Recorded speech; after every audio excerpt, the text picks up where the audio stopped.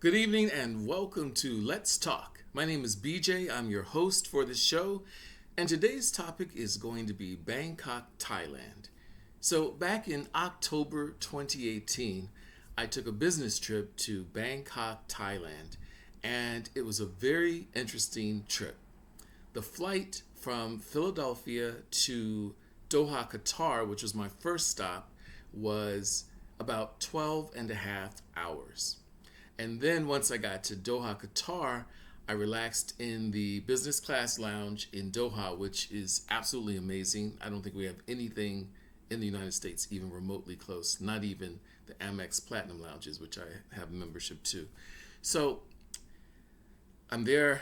I spent about 4 or 5 hours in Doha, which in their Qatar business class lounge is not a bad experience. First off, that 12 and a half hour flight I spent in the Qatar Q Suite, which I've talked about before. It's ultra luxurious, completely private cabin, the door that closes, the food on the flights are exquisite.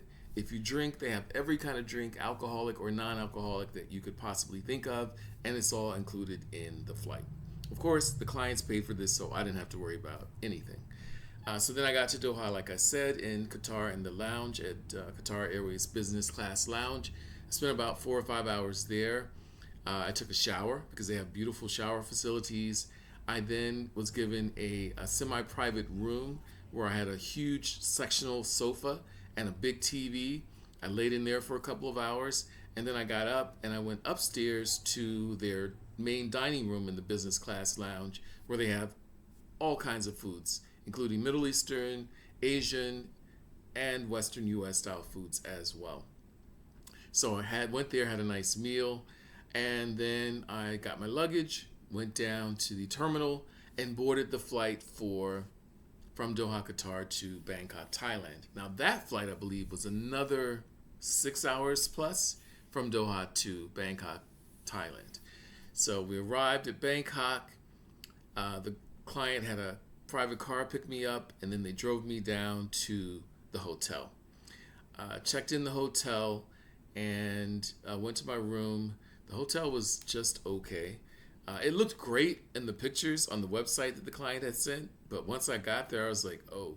And then when I asked the hotel front desk, they were like, well, we're remodeling rooms and you happen to be staying in one of the rooms that hasn't been remodeled yet. And I was like, oh, okay, whatever. So I was excited to be in Bangkok. It didn't even matter. I'd always wanted to go to Bangkok. I had heard so much about it, how fantastic it was, how beautiful it was, and it lived up to be everything that I'd heard. The food in Bangkok is fantastic. Even in the hotel and the street booths and the restaurants, everything that I ate in Bangkok was delicious. I don't think you can go wrong anywhere you eat in Bangkok. They know how to season their food. They know how to prepare it properly. It smells good, it looks good, and it tastes good.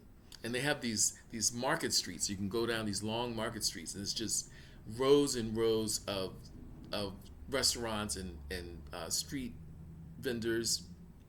Delicious, delicious, delicious. You'll gain 10 pounds if you stay there more than a couple of days. I think I was only there 4 days. I probably gained 8 to 10 pounds. But so anyway, I checked in the hotel. And the client had on the calendar a meeting. Like I told you in previous videos, they would have these itineraries. So they had the itinerary and it said there was a meeting. I was like, oh crap. So I took a shower, put on some business clothes, went downstairs, found the conference room, had my laptop with me and all my paperwork, and I went and sat at this big table with all these people. Well, it turns out I'm sitting there about 5 minutes and they were looking at me kind of strange. This meeting was not for the speakers or the presenters, which is what I did. This meeting was only for the staff of the pharmaceutical company, but they didn't say that on the itinerary that they provided us. So one of the persons there just came over to me and said, oh, are you a vendor or a presenter? I said, yes. They said, oh, you don't need to be in this meeting. Sorry about the mix-up. You don't need to be in this meeting. We're going to have a separate meeting for vendors and then the technical rehearsal on tomorrow. So don't worry about that. I said, great. So that freed me up. I went back upstairs, took off the business clothes, and then I was able to go on to do a little sightseeing in the city because I had slept for like, I don't know, all those hours on the plane because I can sleep really well on planes, especially in business or first class. So I slept really well. I had energy. I was ready. So I put on some clothes. I got out and about. There was a huge mall across the street from me, and the city's very clean and very interesting. And what I found particularly interesting was that in Bangkok, in almost all the major buildings, like this particular mall I mentioned across the street from the hotel I was staying at the entrance, there would be a big sign in Thai, and it would have a picture of the king, and it would have in Thai first, and then underneath in English and maybe French or whatever other languages that they honor the king and this is a tribute to him. And I just found that all very interesting because that was in a lot of the places that I went around the city. Let's see, what else was interesting in Thailand? I went to a lot of temples. So when I wasn't working, I had 3 different presentations there for 3 different audiences at the conference. Again, my presentations typically took less than an hour, so I had a lot of free time. So I went to see the different Buddhist temples. I saw the big golden Buddhas. These are like literally carved, not out of gold, but like gold leaf and just amazing. Now there is one that I saw, and they claim that that one was carved from gold and not gold leaf.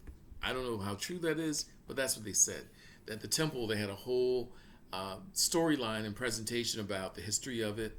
And another thing I found interesting in Thailand is that a lot of the Buddhas that they had, the Buddha statues, they had what I would consider to be very distinctly African features. If you looked at the hair, they showed very tightly coiled hair. And the people we now know as Thai typically have very straight hair, right? And they had very broad noses like mine. Some of them had very full lips. And I was like, well, wait a minute. These don't look like the people that are living here now. But hey, I don't know. All I can tell you is what I saw. And from my eye, or to my eye, a lot of those Buddhists had what I consider to be very Afrocentric features. So that was a great trip. I enjoyed myself. I got to do a lot of sightseeing there. I went down one night to the club district, and I was, walking around. They had just like, I guess in any major city, like in New York, Chicago, Miami, they have these districts, Memphis, New Orleans, with just blocks of clubs and restaurants, right? So that's what they had in Bangkok.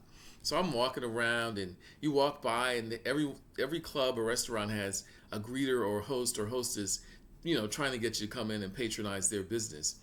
And as a tourist, I don't know which one is better than the other one. So you walk by, and they're like, "Oh, come in," and they'll have like a big menu with pictures of the food on there, and you hear the music coming from inside if it was a club, or you could smell the aromas of the food if you walked by and it was a restaurant. So I went in one place, I sat down, I ordered a drink, and they brought me this big, like, tropical confection type thing, and it was delicious. I don't know what was in it, but it was good. And I didn't eat there. I just had a drink, and because I'd eaten at the hotel. And then I got up and I walked around some more, and everything was just beautiful. The families were out walking together, and this was like a weeknight. Families were out walking together. There were some tourists mixed in, and people were just out really enjoying themselves and having a good time. And it just felt safe.